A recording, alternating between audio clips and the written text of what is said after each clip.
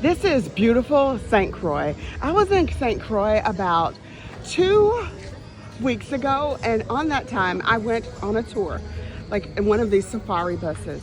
So in St. Croix, once you get off, you have to come kind of early because they don't have as many safari buses and taxis as the other islands do. And this island is a little bit smaller and the population is a lot less. I don't know the population right now, but I will get the population for you.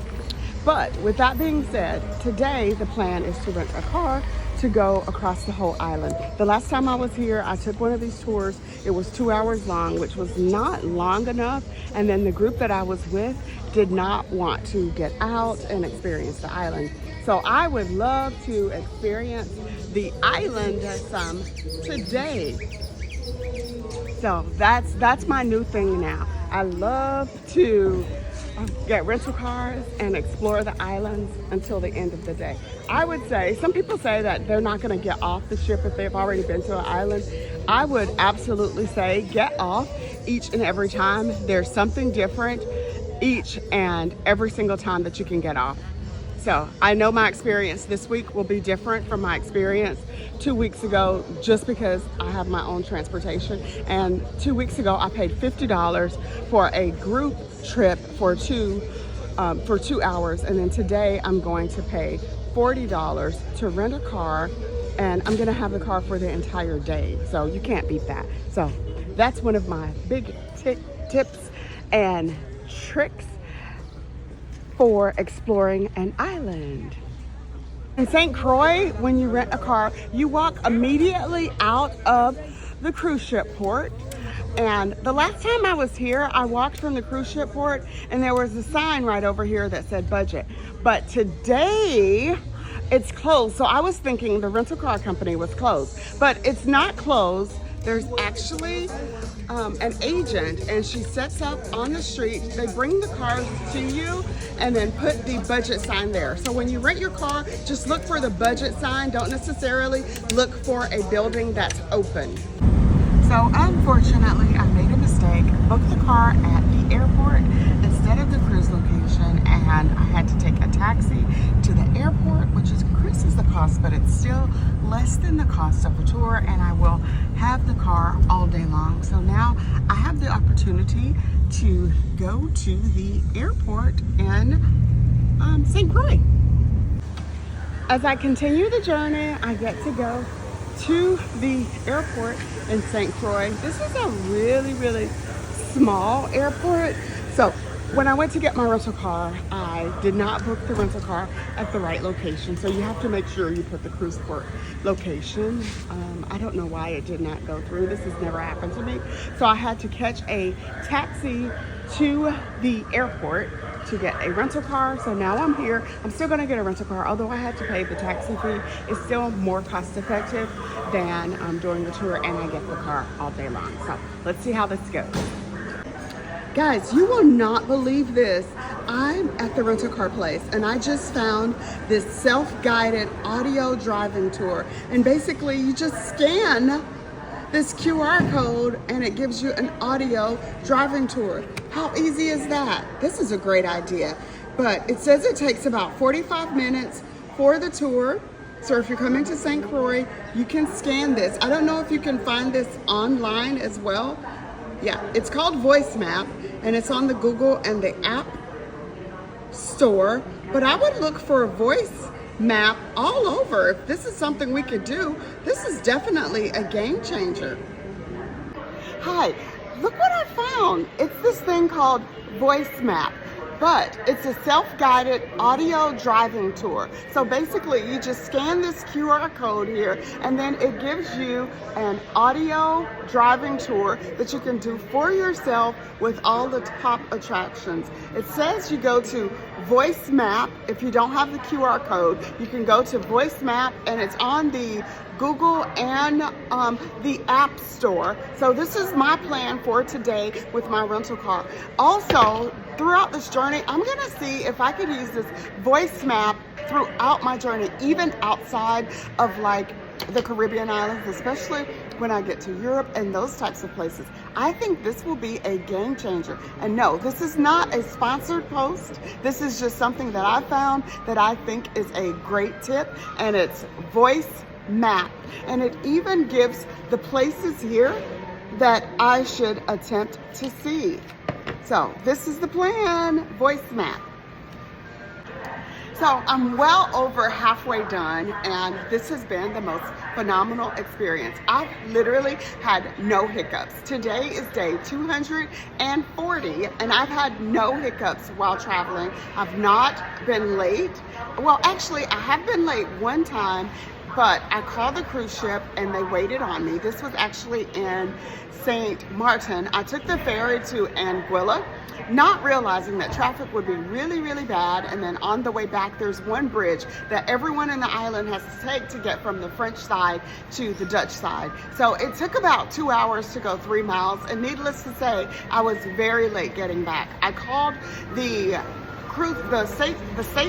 stateside line to the cruise ship, and they got in touch with the cruise ship. The cruise ship called me directly on my phone, and they waited. They actually thanked me for calling them and letting them know, and they called me about every 3 minutes, which made me incredibly nervous and gave me the most anxiety, but that was fine. I was just glad that they were waiting on me. So no hiccups so far. Would I do this again? Absolutely. I would do it again tomorrow. Like, I would start all over again tomorrow to have all of these experiences again. Thank you, guys. Here.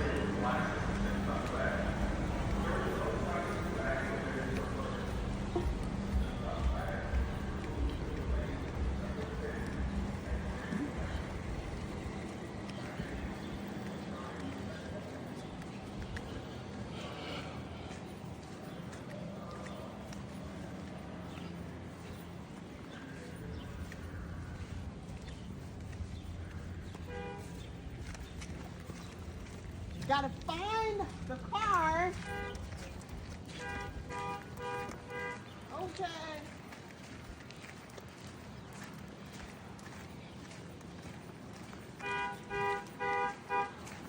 Let's find the car. I think this is the car. So.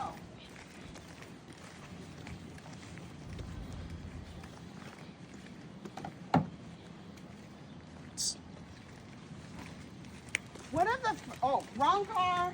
I think this is the car. 14. Okay, let's go. And one of the first things I do when I get a rental car is take a video of the car, especially in a foreign country. I call this my risk mitigation. So I always take a video of the car so that when I bring it back, I know if there's any damage. So first step, always video the car. And make sure when you get a rental car, you always check to see if there's a spare tire. So let's push that. And there is no tire here. And on the rental agreement, it said that there was a tire, but there is no spare tire. So I'll go back and let them know that there's no spare tire. And we'll go from there. One other thing I do is check the mileage.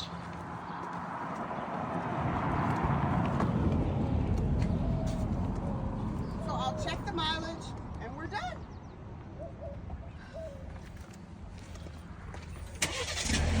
Oh gosh. Alrighty. These are the roads in St. Croix. Their government must really do a good job because it looks like this throughout the entire island.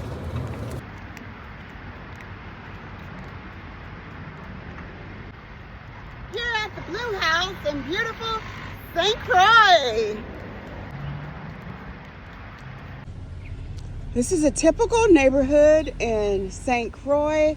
There's some type of fruit tree there. I don't know what it is, but it's just so beautiful. Look at the streets. I just say there must be really good politicians here that bring the money back, because it's really nice. When I think about the islands in the Caribbean, this island has the most services to me. Just as an outsider looking in, I see the services are here for the citizens of St. Croix. So this is Estate St. George. Made it here to Sandy Point Natural Wildlife Refuge, and unfortunately it is closed for sea turtle nesting, but there's another beach right down the street that I may be able to have access to Sandy Point, so I'm gonna keep trying. And this right here, I think that's the United States Wildlife Reserve there. I drove from across town by the airport, and I'm just putting all the beaches into the GPS. As I'm traveling to the beaches, I did not realize that this beach was really close to the cruise ship port. So if you come to St. Croix and you want access to the beach, literally come out of the cruise ship port, make a right, and you can walk right here. And it's beautiful. The last time I was here, I was snorkeling down at the pier by the beach. But this is much clearer and less activity from the churning of the ship. So I would definitely spend a few moments, walk down here. It looks like it may be a 10-minute walk, and you'd have much better views. It's much more isolated. I wouldn't say isolated, but it's more local. Coming to the Vincent Fort Mason Senior Coral Resort. I think this is a public pool. It's at the end of the island, but let's go in and check it out.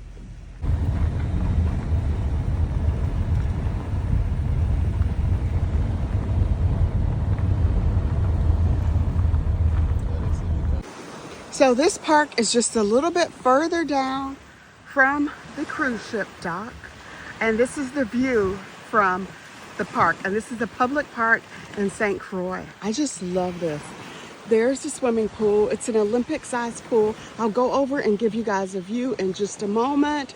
There are picnic tables, and you can barbecue here. This is absolutely fantastic. And there's an area right here, I guess this is for parties, that's covered. Let me walk over here.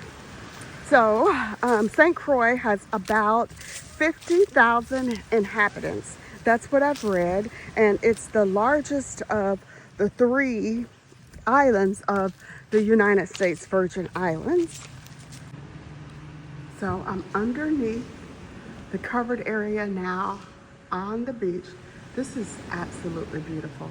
I would imagine you could literally have a wedding here. Over in the area toward the back, that's the area for the turtle reserve that I was not allowed to go to before. Good day. And this is the pool. Is this a public pool? Public pool? Okay, very nice. Just speaking with a local, and he's telling me the name of this park is called Christiansted Park. That's what he calls it. I don't know if that's the official name of the park or not, but that's what the local calls it. And it's absolutely free. Can you guys believe this? The park is free. St. Croix is definitely a place that I would put on my list of places to come back and spend some time. I was actually looking for a destination for Thanksgiving, and St. Croix is now at the top of my list. St. Croix averages a temperature of 80 degrees Fahrenheit throughout the year and about 70 degrees at night. The population again is about 50,000 on St. Croix. It's about 50,000 on St. Thomas as well, which is about 109 nautical miles away. And it's the largest of the 3 islands of St. Croix, St. Thomas, and St. John.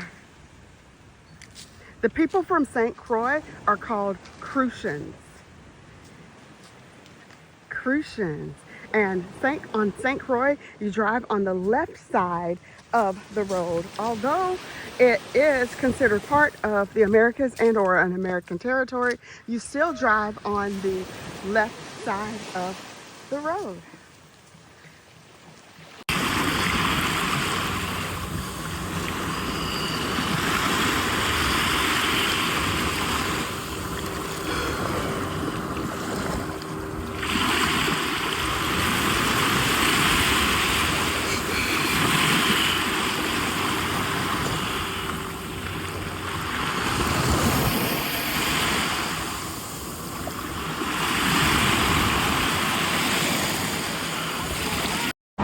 So I'm out on my food tour right now, and one of my viewers, I asked for some snapper, the best snapper fish here in St. Croix, and since this is her home, she told me to go to 2+2 restaurant. So here I am at 2+2. Next I will be going to the Chicken Shack. 2 people have told me, actually 4 people have told me that's the best place for chicken in St. Croix. And then after that, I will be going to Point You Down. So this is the snapper dinner with the salad. There was a plantain there, but I ate that, and pepper sauce. This is a 10 out of 10. This is delicious. So I made a stop at the Montpelier Domino Club here in St. Croix, home of the Drinking Pigs. So, home of the Drinking Pigs. They actually give the pigs non-alcoholic beer. And I was here a few years ago. It looks exactly the same. They've kept the same authentic charm. So let's go and see the Drinking Pigs at Montpelier Hut Domino's Club. So when it rains, we cut the pigs off because inside they get wet and slippery, and we don't want the pigs to fall. How many pigs do you have? We have 4 pigs. 4 pigs. How old are they? 9 years old. All of them are 9? Yes. Okay. What are you talking about? Oh, home of the Drinking. Okay, so shake the beer. Shake Go right the ahead to the pen and give it to anyone at the pigs. shake the beer. So That's the big motherfucker right there. it went in my mouth. No, Oh that's gosh. a baby. That's a baby. Mm. This is a drinking baby. Home of the Drinking. Hi, Hamilton. Okay. Okay, and then I just put it in their mouth? Yeah, just put it in his mouth. Okay, who wants it? Who wants it? I think you want it. Turn it out of it. Turn it out of it. Turn it out of it. I think he wants it.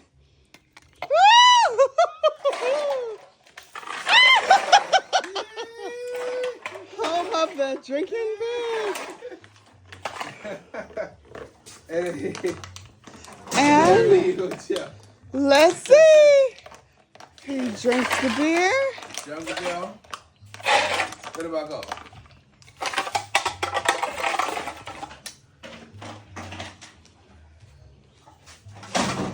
That's the straight thing. No. So, and when it rains, you don't let them That's jump up? Because the pen gets wet and it gets slippery. So when they slip and fall and they hurt the legs, it never gets better. Okay. So we have to put 2 pigs down for that. Okay. All righty. That's it. Let's see what he's doing back there. I'm gonna. Yeah. Bye, buddy. Yeah, we So we're at Montpelier Domino Club, home of the Drinking Pigs. Bye. So I'm at Lorraine's, which is a local establishment here. Apparently Martha Stewart has eaten here, and it's really good. I purchased my chicken, which is a specialty. They roast all of the chicken. Once I purchased my chicken, they told me that I could go outside and pick the chicken of my choice. So this is Lorraine's. ¿Cómo estás? ¿Cómo estás? We need smell-o-vision here. It smells fantastic. So this is the specialty roasted chicken on charcoals. They've done it this way for years, and it's Lorraine's Chicken Shack.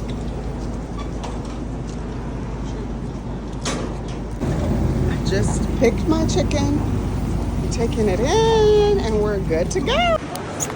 So this is the chicken, and they give you barbecue sauce and some extra sauce here to mix for a little bit of spiciness. Lorraine Chicken Shack. This place definitely gets a 10. Chicken was delicious, flavorful, juicy, and hot. What do you do if someone gets sick when we're on the cruise ship? Well, right now I'm in port and the date is ending. I'm almost the last person to get back on the ship. And as I'm getting on, I notice an ambulance is in the distance. So they're coming to take a person off the ship. They will have to go to the emergency room and hospital here, take all of their belongings, and then fly back to the United States once it's safe for them to travel. So if you don't have travel insurance, you have to pay for all of this in advance. But if you do have travel insurance, well, you have to pay for it all in advance if you have travel insurance, and then you'll just be reimbursed. So what's going on here? The gentleman just went through this gate. He's walking out here. Oh, I think he's going to untie the ship so that we're able to leave. They make the process easy here.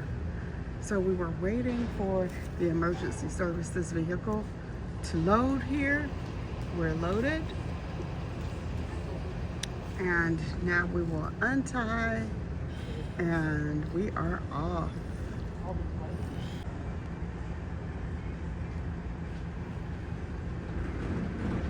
That's the rope that holds the ship in place while we're in the pier. And he's waiting on a command and signal from the bridge, and as soon as he hears that instruction from the bridge, he will untie. Okay, now he's taking it off, and then he's walking to take another rope out. In this particular port, it's really easy. Some of the other ports, they have to use a boat to get out to the little place where it's tied up, but on this port, it's really easy. He can walk there and untie the boat. So I imagine I will be leaving in about 10 minutes.